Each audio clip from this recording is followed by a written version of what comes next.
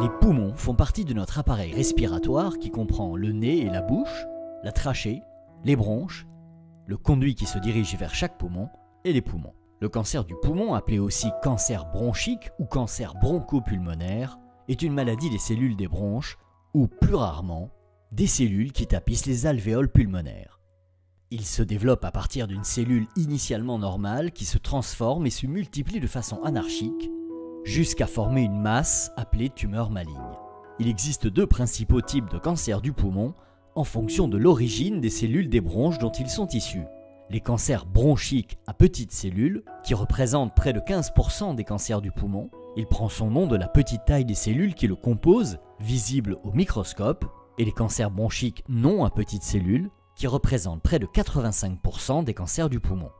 En France, le cancer du poumon touche plus de 45 000 nouvelles personnes par an, dont environ 2 tiers d'hommes et 1 tiers de femmes. C'est le cancer qui entraîne le plus de mortalité chez l'homme et chez la femme. Si chez l'homme le nombre de nouveaux cas est quasiment stable depuis 1980, chez la femme, le nombre de nouveaux cas est passé de 16% en 2010 à 34,5% en 2020. Ces femmes appartiennent à la génération née dans les années 1950, qui a commencé à fumer en nombre dans les années 1970. Le cancer du poumon est l'un des rares cancers où un facteur de risque principal est identifié, le tabac. Le tabagisme actif est responsable de près de 90% des cancers du poumon. Fait important, la durée du tabagisme est beaucoup plus importante que le nombre de cigarettes fumées par jour. L'arrêt du tabac à n'importe quel âge se traduit par une réduction plus importante du risque de cancer du poumon que la simple réduction du nombre de cigarettes fumées par jour.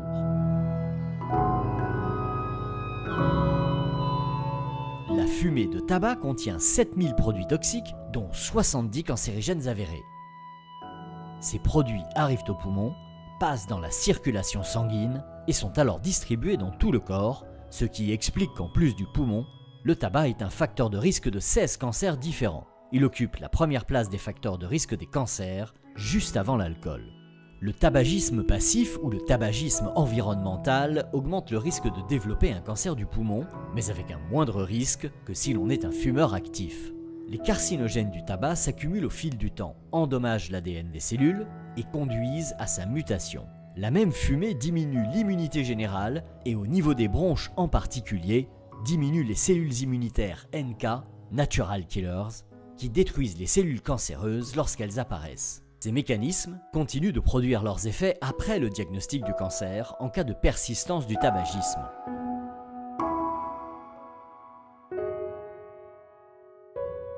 Étant donné le lien entre le tabagisme et le cancer du poumon, arrêter de fumer est fortement recommandé pour les patients atteints d'un cancer du poumon. C'est ainsi qu'arrêter de fumer est considéré comme faisant intégralement partie du traitement. Le stade du cancer importe peu.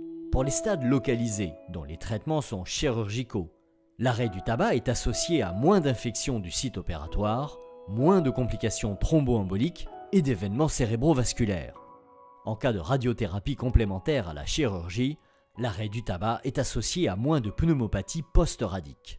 Arrêter de fumer pour les patients atteints d'un cancer de stade localisé est associé à la fois à la diminution du risque de récidive et du risque d'apparition d'une seconde tumeur primaire et entraîne une baisse du risque de décès lié au cancer du poumon, mais également lié aux maladies cardiovasculaires et pulmonaires. Dans les stades avancés, l'arrêt du tabac est associé à une meilleure réponse et tolérance à la chimiothérapie. Il réduit la mortalité due à d'autres maladies, comme les maladies cardiaques, les accidents vasculaires cérébraux et les décompensations de bronchite chronique obstructive.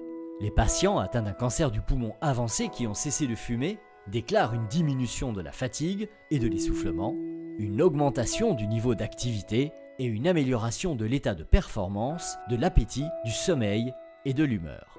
L'arrêt du tabac est également associé à une amélioration de la fonction intellectuelle, du bien-être psychologique et de l'estime de soi.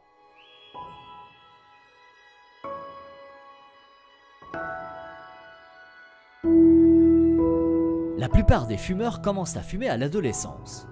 La répétition de cette consommation va entraîner assez rapidement une dépendance au tabac. Cette dernière est forte et complexe, ce qui explique les difficultés d'arrêter chez la plupart des fumeurs, malgré la survenue de symptômes secondaires à leur tabagisme, comme l'essoufflement, la toux et même le cancer. C'est pourquoi il peut être encore plus difficile d'arrêter de fumer au moment du diagnostic d'un cancer, car le tabac sert aux fumeurs de régulateur des émotions et d'antidépresseur. Des études ont néanmoins montré que la survenue d'un cancer est un moment opportun pour revoir ses comportements à risque et les corriger.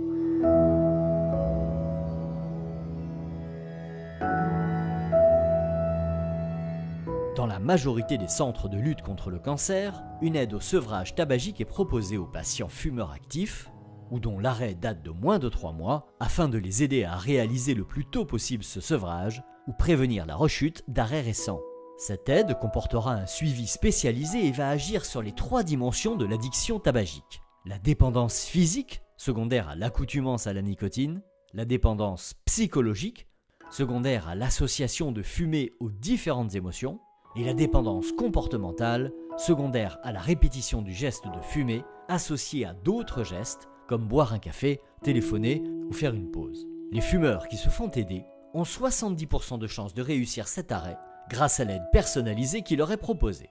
Parmi les traitements de la dépendance physique de l'arrêt tabagique, le remplacement de la nicotine fumée par la nicotine apportée par le patch, ou les comprimés à sucer ou les gommes, est un traitement efficace pour diminuer, voire éliminer les symptômes de manque sans effet secondaire notable.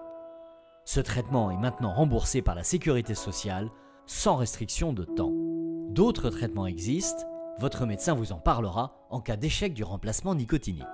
Pour la dépendance physique et comportementale, les thérapies cognitives et comportementales aident les fumeurs à résister aux automatismes du comportement tabagique. Si vous vous posez la question de la vapoteuse personnelle, plus communément appelée cigarette électronique, sachez que pour l'instant, et en l'absence de connaissances sur son pouvoir à induire des cancers, elle n'est pas plébiscitée une fois que vous avez déjà un cancer. Mais si vous avez arrêté totalement de fumer à l'aide de ce dispositif, il s'agit d'un très bon résultat. Vous serez alors accompagné sur les autres aspects de votre addiction.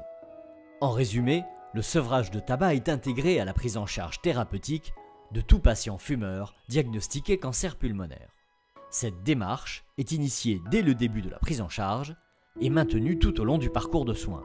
Quel que soit le stade de votre maladie cancéreuse, l'arrêt du tabac via l'éviction des substances cancérigènes et toxiques apportera des bénéfices qui vous aideront à traverser la période des traitements en meilleure santé et participera au succès du traitement proposé, qu'il soit chirurgical, par radiothérapie ou par chimiothérapie.